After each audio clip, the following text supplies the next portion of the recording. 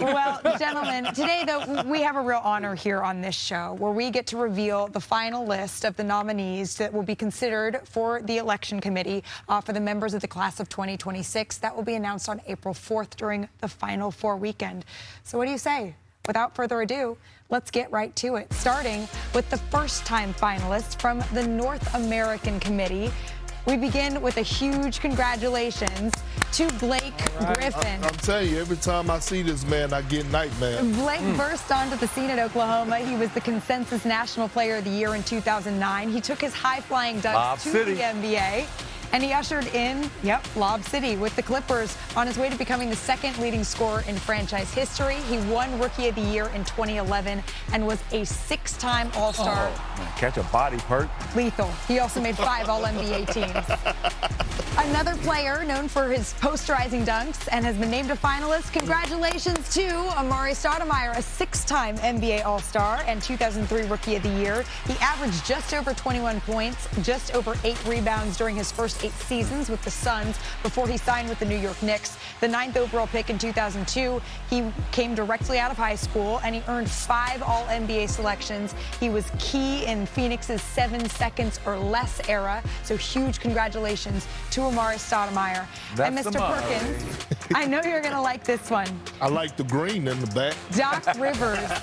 Doc is still in the middle of his 27th season as a head coach, and now he's a finalist after racking up the 6th most regular season victories by a head coach in NBA history. And Rivers also ranks 4th in playoff wins as a head coach, behind only a couple of legends in their own right, Phil Jackson, Pat Riley, and Greg Popovich. Here he is. We now welcome in the head coach of the Milwaukee Bucks, Doc Rivers. Doc, huge congratulations on being a finalist for the Naismith Basketball Hall of Fame.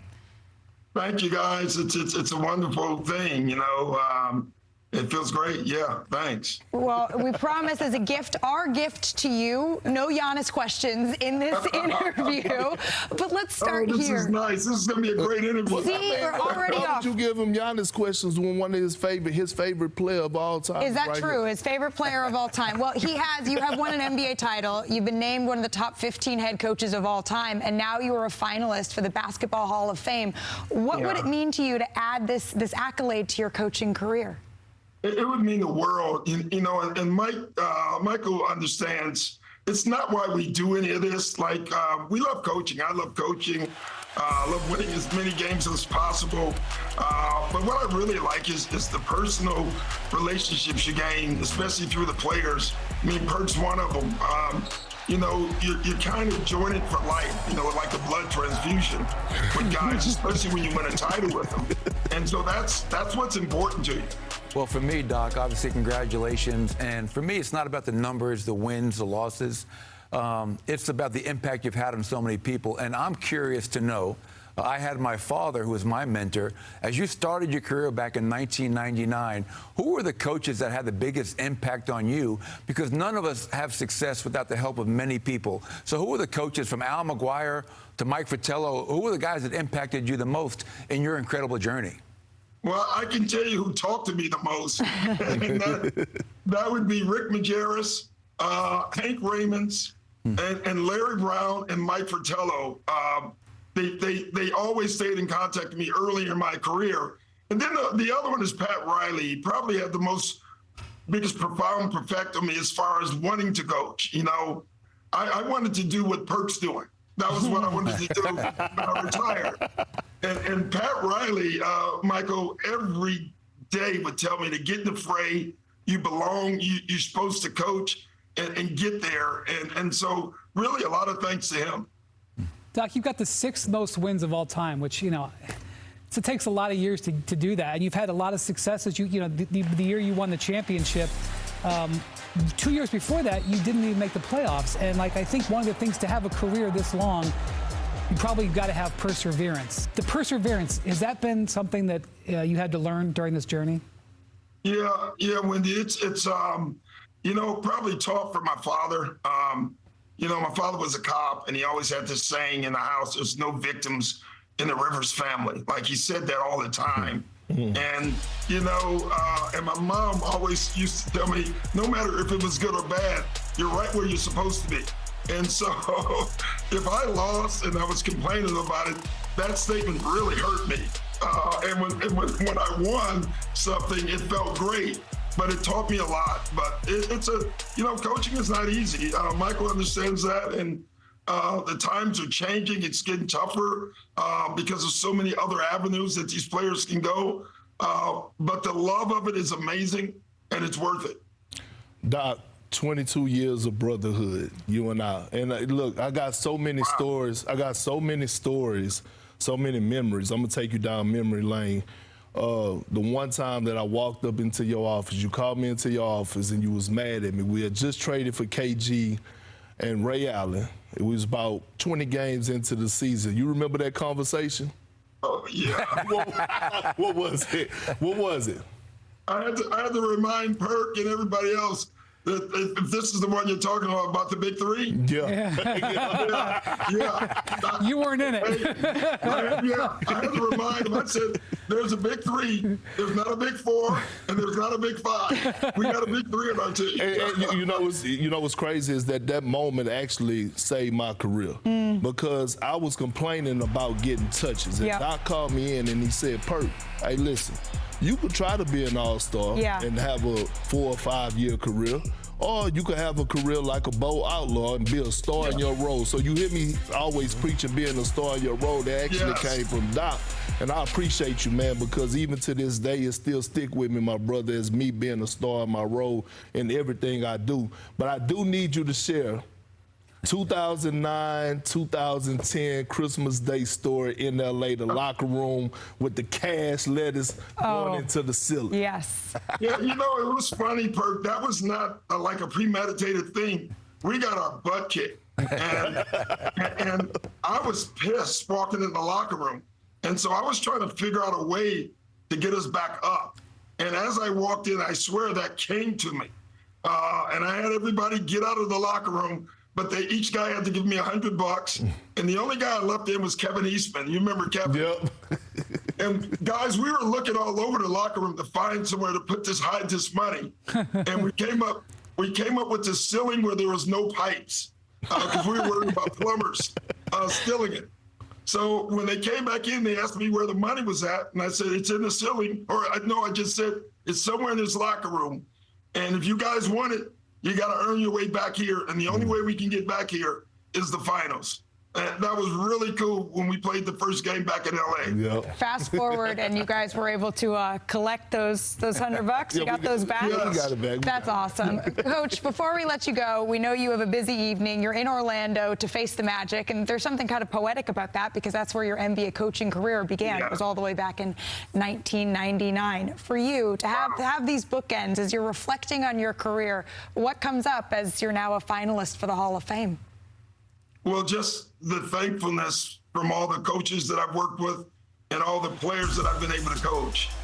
John Gabriel gave me a start with this young kid who had never coached before, that had zero experience, and Chuck Daly was part of that. And so having this happen here is really cool for me. Coach, thank you so very much. We appreciate the time. Congratulations again on being named a finalist for the Naismith Basketball Hall of Fame. We'll let you go before we bring up Giannis. We'll see you next time. Yes, thank you, Malika, Demi Moore. I appreciate it. Some more finalists. There's Suns legend Kevin Johnson and one of the top scorers in Nets history, Buck Williams, and then it's 5-time All-Star Marcus Johnson, famed international coach Dusan Ivkovic, and longtime NBA referee Joey Crawford as well. How many times he tee you up? Joey. All right, Joey. Well, this should be a surprise to absolutely no one. But in the first year, Candace Parker was eligible to be a Hall of Famer. She is a finalist. Chiney Ogwumike, you played against Candace here. You have experienced what makes her a Hall of Famer firsthand. Yes, your favorite Hooper's favorite Hooper. Absolutely. Congratulations, Candace Parker. Here are 5 reasons why she is an icon, and 5 is perfect because she plays all 5 positions. She is the definition of a trailblazer when it comes to positionless basketball. She can bring the ball up. She can pass. She was known for that flair with the assists. And of course, she could score, y'all. She's ambidextrous. She says she can, score and write with both hands. That's how good and talented she has been. She is the only player near the top 10 in points, rebounds, and assists in WNBA history. Now let's go to number 4, and I say 4 for a reason. Let's go back to 2004. Do you guys remember the moment for the culture? The McDonald's All-American game, the first women to win the slam dunk contest over J.R. Smith, but she truly represented the culture and changed the game, the horizons that you sort of think about women's basketball players. And you see that cover? Yep. Like covering the eyes, signature there. At number 3, I love this one. This one probably is my personal favorite. She won 3 championships in the WNBA. The first one, probably my favorite, right? 2016, the first title with the Los Angeles Sparks. It was a huge moment for her. She fought for this. Hey, big sis. And then, of course, she goes back home to Chicago and wins the title. So what a poetic moment. And last but not least, one with the Las Vegas Aces. So you see passing the baton. All right, at number 2. We're keeping the theme going. Olympic gold medals. There we go. And, of course, 2 titles at Tennessee. Can we talk about putting women's basketball on your back, especially with that rivalry between Pat Summitt and Gino, UConn, Tennessee? She's the first woman to dunk in the NCAA tournament. And she didn't just do it once. Yo, she did it twice. She made sure you knew. Wild. She made sure you did not forget. And, of course, gold medalist, someone that was considered the best player in the world. All right, last but not least, number 1. Number 1. Perks here. Put it up there. Put it up there. The only player to win WNBA MVP and Rookie of the Year in the same year. That was 2008. So, Malika, you said I had the privilege of being able to play against her. I also played with her. Yep. Either way, she is an icon. She's someone that so many people have great admiration for. And Candace Parker is, in my opinion, a shoe-in. She has changed the game from the culture ever since, from high school to Tennessee to the W, multiple teams, and, the international status. Candace Parker is one that we will never forget. Absolutely deserving here. Congratulations to Candace Parker, an even better person than she is a player, and that is saying something. And Candace is joined on the women's finalist list by Jennifer Azzi, who led Stanford to an NCAA title, as well as 2-time MVP and 2019 champion Elena Delle Donne. And then there is Shamika Holtzclaw, who won 3 straight NCAA championships at Tennessee, and trailblazer Molly Bolin-Kashmir, the first player to sign a contract with the Women's Pro Basketball League. And then, Shanae, a certain team that changed the sport for good. 1996 Team USA squad, fully loaded, and it helped revolutionize the way we view women's basketball, helped spur on the WNBA, and they were coached by Hall of Famer Tara Vanderveer and featured Hall of Famers Lisa Leslie, Cheryl Swoops, Dawn Staley, Teresa Edwards, Rebecca Lobo, and they were a perfect 8-0. They won games by over 28 points on the way to gold in Atlanta. And now we're joined by South Carolina head coach, member of the 1996 USA Women's Olympic team, Dawn Staley. Dawn, thank you so much for your time and congratulations. Thank you. Are we in or are we just a finalist? You're a finalist for now, Coach, but I'm crossing my fingers and I have a good feeling. And you know that feeling. You're already a Hall of Famer in your own right, but how does it feel to hear that your historic 96 team is a finalist? We're crossing all our fingers and toes to go into the Hall of Fame. Yep.